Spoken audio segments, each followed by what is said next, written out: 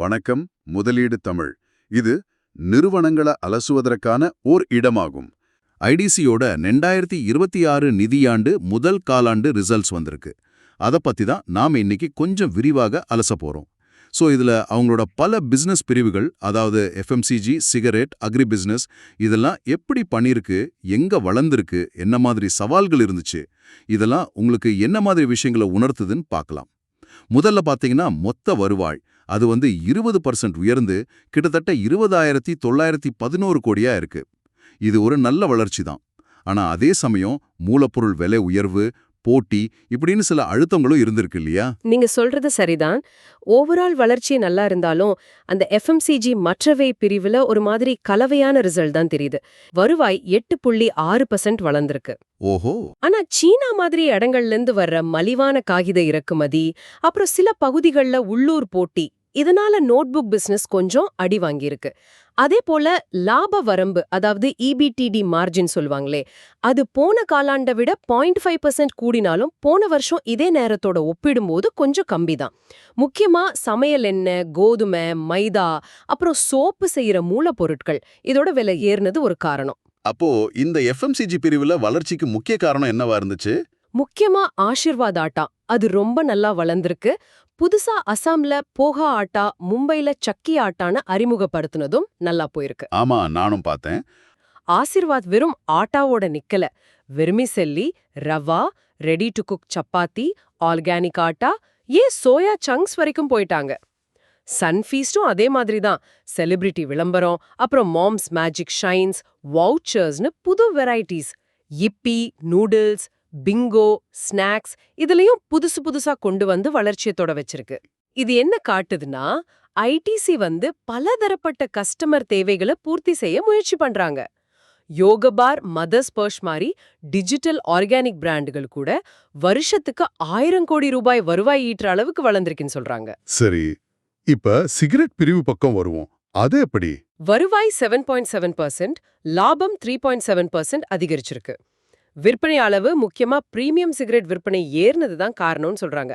ஆனா அவங்க இந்த சட்டவிரோத சிகரெட் வியாபாரத்தை தடுக்க எடுக்கிற நடவடிக்கைகள், அப்புறம் இந்த ட்ராக் அண்ட் ட்ரேஸ் சிஸ்டம் வரப்போகுதுன்னு சொல்றாங்களே, சரக்குகளை கண்காணிக்க, அதெல்லாம் எதிர்காலத்துல பாசிட்டிவா இருக்கும்னு நம்புறாங்க. அதே சமயம் இந்த பிரிவுல ஒரு நிலையான வரி விதிப்பு இருந்தாதான் சட்டப்பூர்வமான விற்பனை நல்லா இருக்கும்னு அவங்க நினைக்கிறாங்க. ஓ, இங்க பாருங்க, வேளாண் வணிக பிரிவு அக்ரி பிசினஸ் வருமானம் 39% அதிகரிச்சிருக்கு. இது ரொம்ப பெரிய வளர்ச்சி. எப்படி இது சாத்தியமாச்சு? இது ரொம்ப இன்ட்ரெஸ்டிங்கான விஷயம். முக்கியமா அந்த மொத்த பொருள் வர்த்தகம், அதாவது கமாடிட்டி ட்ரேடிங் நல்லா நடந்திருக்கு. அப்புறம் அவங்களோட ஐடிசிஎம்ஏஆர் தளம், இது விவசாயிகளோட நேரடியா கனெக்ட் பண்ற டிஜிட்டல் நெட்வொர்க், அதுவும் புகையிலை ஏற்றுமதியும் கை கொடுத்திருக்கு. அது மட்டும் இல்லாம மதிப்பு கூட்டப்பட்ட வேளாண் பொருட்கள்னு சொல்ற மீன், மசாலா, காஃபி, இதெல்லாம் கடந்த 4 வருஷத்துல 2.2 மடங்கு வளர்ச்சி அடைஞ்சிருக்காங்க. அப்படியா? உலக அளவுல உணவு பாதுகாப்பு பத்தி கவலைகள் இருக்குல்ல, அதனால ஜூன் 25ல அரசு கோதுமை இருப்புக்கு சில கட்டுப்பாடுகள் கொண்டு வந்தாங்க. ஆனாலும் ஐடிசி அவங்களோட அந்த ஐடிசி மார்ஸ் தளத்தை பயன்படுத்தினாங்க.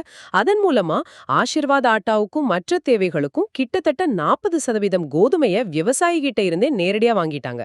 மைசூர்ல ஆரம்பிச்ச புது நிக்கோட்டின் ஆலையும் ஒரு முக்கியமான விஷயம். பேப்பர் போர்ட் அண்ட் பேக்கேஜிங் பிரிவு பத்தி என்ன சொல்றாங்க? 7% வளர்ச்சி இருக்கு. ஆனா மலிவான இறக்குமதி, மரத்தோட விலை உயர்வுன்னு சில பிரச்சனைகள் இருக்குன்னு சொல்றாங்க. ஆனா அவங்க இந்த சஸ்டைனபிள் பேக்கேஜிங்ல கவனம் செலுத்துறாங்களாம். ஆமா, அந்த நிலைத்தன்மை, அதாவது சஸ்டெயினபிலிட்டி ஐடிசியோட முக்கிய நோக்கமா இருக்கு. தண்ணி பயன்பாட்டுல 23 வருஷமா பாசிட்டிவா இருக்காங்க. கார்பன் வெளியேற்றத்துல 20 வருஷம், திடக்கழிவு மறுசுழற்சியில 18 வருஷம்னு சொல்றாங்க. அவங்களோட இஎஸ்டி ரேட்டிங்கும் எம்எஸ்சிஐ, டவ் ஜோன்ஸ், சிடிபி நல்லா இருக்குன்னு அறிக்கை சொல்லுது. இந்த காலத்துல நிலைத்தன்மை, புதுமையான பேக்கேஜிங், இதெல்லாம் பிசினஸ்க்கு ரொம்ப முக்கியம். சரி, அப்புறம் இந்த ஃபுட் டெக் பிசினஸ் புதுசா ஆரம்பிச்சிருக்காங்க. 100 கோடிக்கு மேல ஜிஎம்வி, அதாவது மொத்த விற்பனை மதிப்பு. 5 நகரங்கள்ல 60 கிளவுட் கிச்சன். இது ஒரு புது பந்தயம் மாதிரி தெரியுது. ஆமா, இது அவங்க கிட்ட ஏற்கனவே இருக்கிற உணவு அறிவியல் திறனையும் பிராண்டுகளையும் வச்சு ஆன்லைன் ஃபுட் டெலிவரி மார்க்கெட்ல நுழையிற ஒரு முயற்சி. எதிர்காலத்துல இது ஒரு முக்கிய வளர்ச்சி என்ஜினா இருக்கலாம். நிச்சயமா. ஆக மொத்தத்துல புவிசார் அரசியல் பதட்டங்கள், பணவீக்கம், கடுமையான போட்டி இதெல்லாம் இருந்தாலும் ஐடிசி மாதிரி ஒரு பெரிய நிறுவனம் தாக்குப்பிடிச்சு நிக்குது இல்லையா? ஆமா, பெரும்பாலும் அப்படிதான் தெரியுது. அவங்க இந்தியாவோட பொருளாதாரம் வலுவா இருக்கு, பணவீக்கம் குறையுது, அரசாங்கத்தோட ஆதரவு இருக்குன்னு பாசிட்டிவா பாக்குறாங்க. அவங்களோட வியூகம் டிஜிட்டல் டிரான்ஸ்ஃபர்மேஷன், பிரீமியம் பொருட்கள்ல கவனம், செலவை கட்டுப்படுத்துறது, விநியோகத்தை பலப்படுத்துறது. ஒரு மாதிரி எச்சரிக்கையான நம்பிக்கை, அதே சமயம் சூழ்நிலைக்கு ஏத்த மாதிரி மாறிக்கிற திறனும் இருக்குன்னு தெரியுது. அதோட அக்ரி மாதிரி ரொம்ப சவாலான துறையில கூட வெளியில இருந்து தடைகள் வந்தாலும் வளர முடியுங்கிறத இது காட்டுது. உங்களுக்காக ஐடிசி ஒரு பக்கம் ஃபுட்டெக், மதிப்பு கூட்டப்பட்ட விவசாய பொருட்கள்னு புதுசா இறங்குறாங்க. இன்னொரு பக்கம் சிகரெட், பேப்பர்னு பாரம்பரிய துறைகள்லயும் வலிமையா இருக்க பாக்குறாங்க. இப்படி 2 பாதையில போகும்போது அடுத்த 5 வருஷத்துல ஐடிசியோட ஒட்டுமொத்த அடையாளம் எப்படி மாறலாம்னு நீங்க நினைக்கிறீங்க?